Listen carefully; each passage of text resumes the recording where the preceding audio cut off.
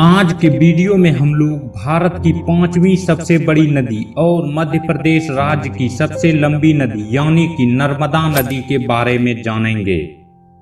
तो दोस्तों पूरी जानकारी के लिए वीडियो को पूरा देखिएगा और चैनल को सब्सक्राइब और वीडियो को लाइक जरूर कीजिएगा। तो चलिए शुरू करते हैं। नर्मदा नदी को रेवा नदी भी कहा जाता है और यह नदी भारत की 5वीं सबसे बड़ी नदी है और मध्य प्रदेश की सबसे लंबी नदी है। इस नदी को मध्य प्रदेश और गुजरात के कई मायनों में अपने विशाल योगदान के लिए मध्य प्रदेश और गुजरात की जीवन रेखा के रूप में भी जाना जाता है।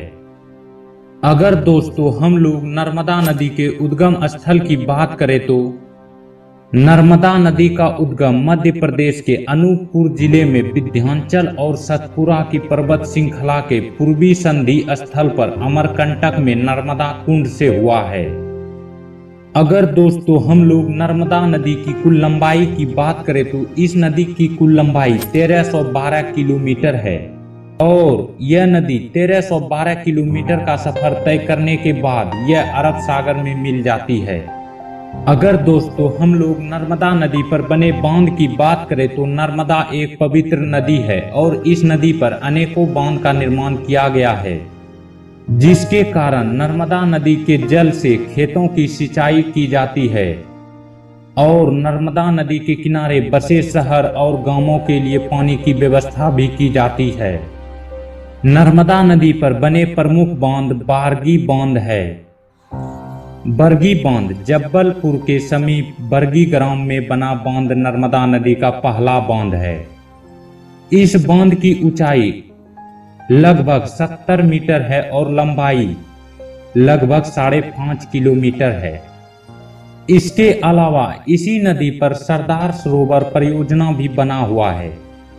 सरदार सरोवर बांध गुजरात राज्य के नर्मदा जिले के नाव ग्राम जगह पर नर्मदा नदी पर बना हुआ बांध है और इस बांध को बनाने के लिए सीमेंट और कंक्रीट का उपयोग किया गया है। सरदार सरोवर बांध की लंबाई 214 किलोमीटर है और दोस्तों मैं आपको बता दूं कि सरदार सरोवर बांध भारत का तीसरा सबसे ऊंचा बांध है।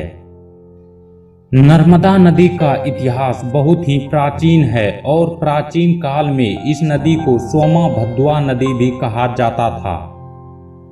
नर्मदा नदी भारत की एक ऐसी नदी है जिस नदी में नहाने से सारे पाप धुल जाते हैं और इस नदी का जल भी काफी पवित्र है।